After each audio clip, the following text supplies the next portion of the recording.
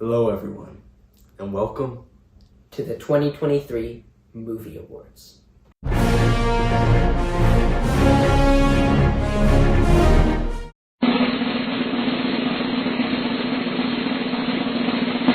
Okay guys, so how we're going to do this is we have a hat and in it are index cards that say what each category is and what the winner of that category is. Yes.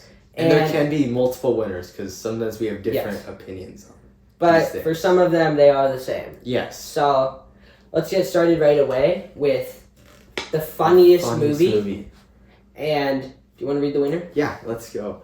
It is the Super Mario Bros. Movie. Not a huge surprise there. I mean, this movie was huge. Coming from Illumination, I mean, it was obviously going to be very funny. And we got rid of the nostalgic movie category this year. Yes. But I think this is a movie that could win this. Yes, especially, for sure. Playing like Mario Kart games and everything. Right, yeah, for sure. But Definitely. This thing had a lot of good jokes. I mean, from Illumination, that's what you're expecting. They're the creator of the Minions and stuff. So, and with Chris Pratt voicing Mario. And of course, we cannot forget the amazing song by Bowser, aka Jack Black. Yes, Peaches. That definitely brings up the comedy here. But yeah, there was just a lot of funny stuff.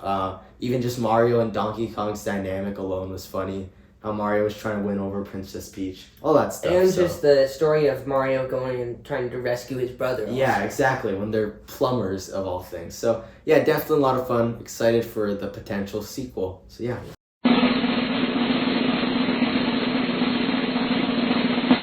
Okay, our next award is the best comic book movie. So we'll let Dylan read this one. All right. So for this one we have Guardians of the Galaxy Volume 3. Yeah. Again, I don't think this one surprised anyone.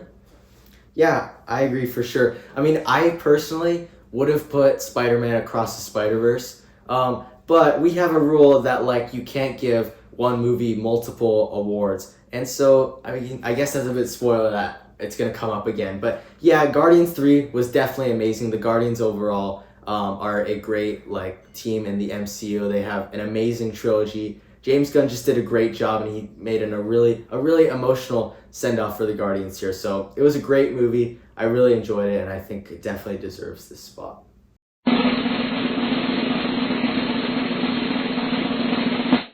Okay. Our third award today is Most Underrated Movie. Yes, so I'll read it this time. Now, this is the first one where we have two. The first one being Five Nights at Freddy's, which is my pick. And Dylan's pick is The Hunger Games, The Ballad of Songbirds and Snakes. So, Dylan, you want to go first? Explain. Yeah, so I chose this movie because, and this was one movie that I feel like I could have put in either the surprising category or the underwhelming or underrated category, because I feel like both of them are pretty interchangeable, and I just think this movie was underrated because it wasn't one that I had heard much about in the news or anything before it came out, but it was a really strong movie. Mm-hmm. Yeah, for sure. For me, the reason I chose Five Nights at Freddy's, again, it's kind of same thing as Dylan. I definitely heard before it was coming out a lot of stuff about it, but once it actually came out, I think I didn't really hear much talk about it. The critics score on Rotten Tomatoes was a 37%. I know a lot of people didn't really enjoy it that much, other than the true people who really enjoyed the game.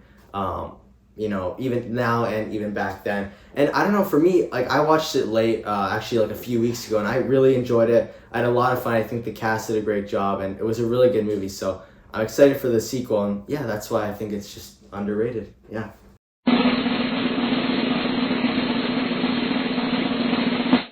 Okay, next up, our fourth award is Most Surprising. Yes, alright, so I'll read this one. Another one with two. For me, I chose Hunger Games, The Ballad of Songbirds and Snakes, which we just saw, and Dylan chose Gran Turismo. So, I'll explain first with Hunger Games. So, I know it's kind of a surprise to put it in Most Surprising, because I know, the original trilogy of Hunger Games, and then obviously the books were huge and really popular. But for me, I actually have never read the books. I've never seen any of the movies. Maybe a little bit of the first one.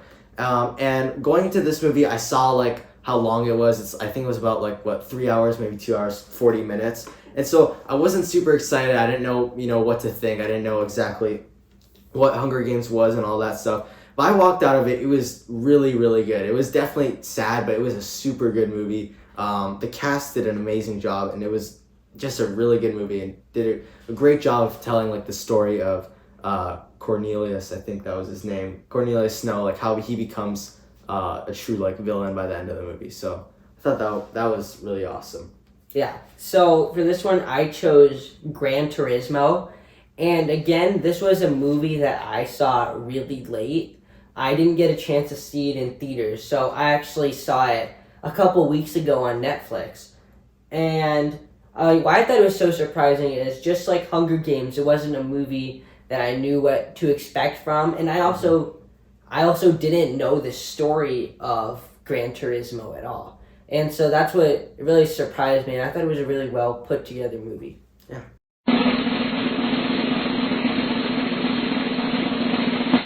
Okay, our next award, the fifth one, is going to be the most underwhelming. And it really hurts me to say this because I love this character so much, but it's got to be Indiana Jones 5 or Indiana Jones: The Dial of Destiny. The reason I put this, I grew up like watching the Indiana Jones movies, especially like the first three. I really enjoyed.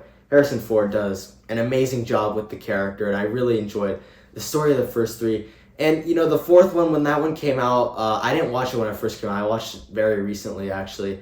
I didn't really enjoy it that much. I wasn't a huge fan of Shia LaBeouf's character as like Indiana Jones's son, I guess. So this one I was really looking forward to because I thought it would be like a great like real conclusion, and it would kind of redeem that fourth one, but it really did not, and I almost think it was kind of worse actually, and it just wasn't the same as those original three. The plot was kind of all over the place.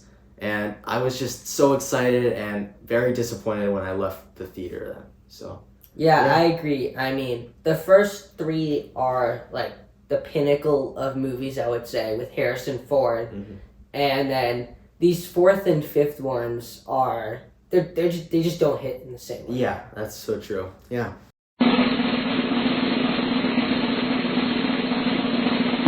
Okay, guys. So, for our next award, this one's actually a new one this year, and this is the Best Song Award. Yes. And hands down, we have decided that it is I'm Just Ken. Yes. By Ryan Gosling.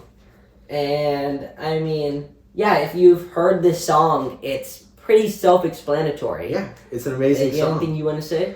Yeah, well, when the Mario Bros. Movie actually came out, Peaches. We were originally thinking Peaches. We were like, okay, we have to make an award Best for Song Best Song, right? And we thought it was going to be Peaches. Yeah, and then Barbie comes around, we watch it, and we're texting each other like, it has to be I'm Just Ken now. And we were like so ready to make this video just to have it there. And yeah, I've been listening to it on Spotify. They had the Christmas version come out recently, so... Yeah, it's an amazing song. It's very honorary mention to Peaches though. Yes. Jack Black, that was an amazing song. Yes, there's a reason we're mentioning it a lot because it is still an amazing song too. So yeah, great.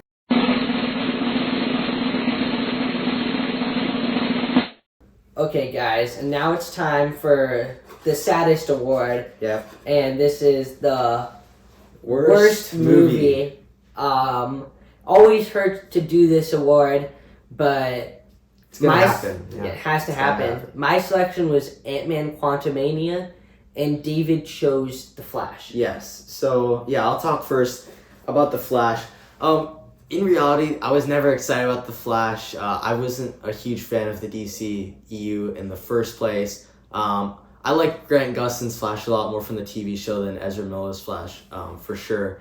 And so, yeah, this movie was just, I'm sorry, but it was just really bad. It was like, I think the most, boring movie I've ever watched. And there was a lot of hype for it too. Like James Gunn was saying it was one of the best things he's ever seen. And so many people were like saying things about it. I'm like, okay, maybe it's actually going to be good. And I walk out and it's like, oh, yeah, that was actually terrible. That's a horrible way to end off the DCEU. Oh, and they also they said it was gonna clear up things about how the reboot's gonna Didn't work. clear out anything. And it just made me more confused because they ended with like George Clooney. But I don't even know. I don't even know anymore. Yeah. Okay, and so I chose Ant-Man Quantumania, and kind of along the same lines. We saw this one together. Yeah. We were expecting a lot out of it. With Kang's his big entrance. Yeah, exactly. And with the quantum world and everything, and it's an Ant-Man movie. Ant-Man movies are supposed to be like funny, enjoyable, right? And this did not check any of the boxes I was looking. Yeah, and I know what you mean for sure. Like it was a huge step down from the first two for sure. Yeah.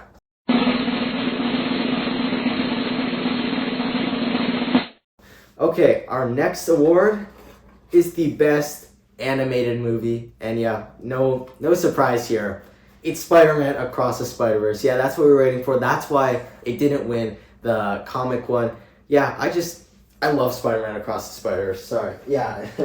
But yeah, it's an amazing movie. There was a lot of hype going into it, obviously. But in general, I love Spider-Man. I think the first Into the Spider-Verse was amazing, so that's why I was super excited about this, and it totally delivered. The animation is amazing. The cast and voice acting is amazing. The whole story and how it deals with all these different spider people and how it's dealing with Miles and how he's trying to prove Miguel wrong and all this amazing stuff. There's just a lot of really awesome stuff, and they really do a good job of showing how Miles is struggling with a lot of things as Spider-Man. So yeah, exactly. And especially this was one of the only movies this year that was just as hyped coming out of watching it as it was going into watching it. And it was really like the only movie that left me waiting for the sequel to it.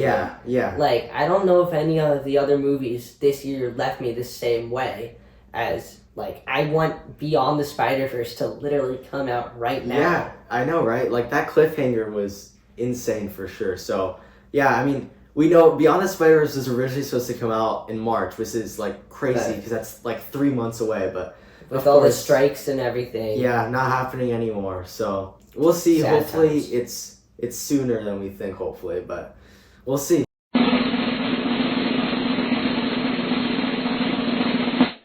Okay, so our next award is the Best Actress Award, and this one was going to Margot Robbie. Yeah. So obviously, her big movie this year. I don't know if she had any others, but obviously it was Barbie, and she just did a great job. I mean, she literally is Barbie. She's probably the most perfect casting you could get for Barbie, and she did a great job. Just with the overall scenes from going back and forth to being this really happy how Barbie you think she would be, the sad moments right. And she I think she's shown she can cry on command really easily, so that's really cool. That's great acting right there. So she did a great job in that movie, and that's why she wins Best Actress.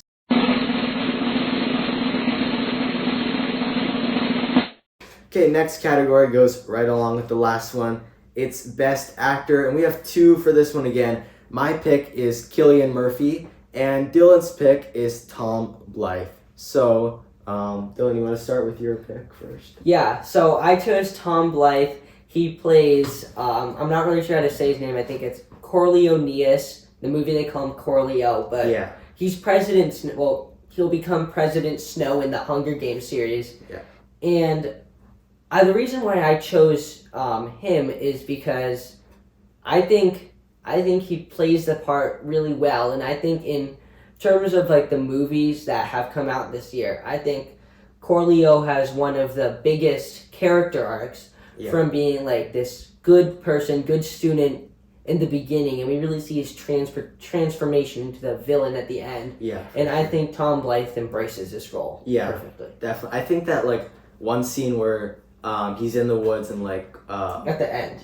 Lucy Gray's running away, and he gets bitten by that bug or scorpion thing, and he just yells in the woods, "Lucy Gray, are you trying to kill me?" That's really good acting. That was great. Yes. And then mine was Cillian Murphy. Obviously, his big one was Oppenheimer this year, and he just did an amazing job. It's really hard to to act like as like real people, and I think he did an amazing job at like, at first he's wanting to build this, atomic bomb, and then, after, once it actually, gets, through for the US and stuff like that, he becomes like really sad. Even though he's getting all this fame and stuff like that, he actually like feels bad for, what he did. And Cillian Murphy just, portrayed that really amazingly, and you can definitely see he was a perfect choice for that role. So, yeah.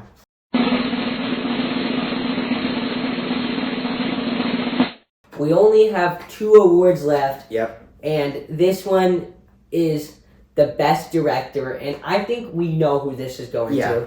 It's pretty obvious. Christopher Nolan, director of The Batman, Inception, Tenet, and of course, Oppenheimer. Yes, yeah. So, I mean, that's pretty easy. Oppenheimer was an amazing movie. Definitely like top 5, top 10 of this entire year. And Christopher Nolan has proved in the past with, The Dark Knight Rises, all that stuff. I think The Interstellar, I think he did that.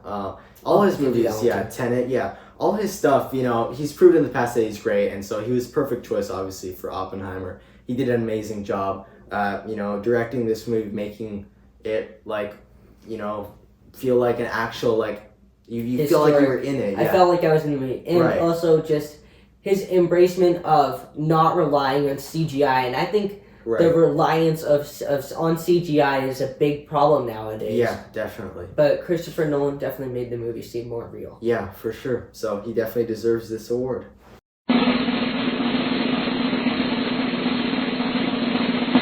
And guys, it's finally time for the best movie of 2023. Yes. And I know there were a lot of good picks this year between Across the Spider-Verse, Super Mario Bros., and of course, Barbenheimer. Yes. But this one I think kind of flew under the radar, but we have to give the best movie of 2023 to Air. Yeah. So overall, I really, really enjoyed this movie. I did not see it in theaters. I saw a little bit late. I saw it over the summer. But yeah, Matt Damon, he's just one of my favorite actors, and I think he does a great job playing Sonny. I really enjoyed how, Sonny takes a deep dive into finding who the best basketball player would be to kind of sponsor Nike and be the one to make Nike this big thing. And it just told this really awesome story of how Nike went from this, kind of small under the company radar to now one of the biggest companies in the world. I'm sure everyone has at least one thing from Nike. Exactly. And I mean, well, I'm not wearing any of it right now, but Dylan he's got the socks. Nike is just it's huge right now, obviously. Yeah, and so this was just a really rewatchable movie. Yeah, it was, for sure. It was pretty short compared to some of the other movies, which I think nicer better, because you don't need as much time to watch it. Right. It gets the point across, and it's a really well written movie. Exactly. Yeah, and I mean, I think I might maybe put Across the Spider-Verse over this one, but I feel like it has to take the animated movie category, so that's why I have to put Air in this one, and it's a great movie, so definitely deserves this spot. Well, thank you all so much for tuning in to our 2023 movie awards. This was a lot of fun to make. We always really you guys enjoyed. These. Yeah, so we're really excited for 2024, see what that brings. Obviously, there'll be more movies. Hopefully and better movies. Shows. Yeah. I mean, there was good ones this year, but there was also some really bad ones. So, hopefully we get some, really good ones next year. Movies. But I hope you guys enjoyed this video. Yeah. And if you don't mind, just please consider subscribing and liking this video. Yeah, for sure. Yeah, commenting help us a lot. on what your favorite movies of this year were. Yeah, and we'll see what 2024 brings. So cool. Thank you. Thank you all. Bye.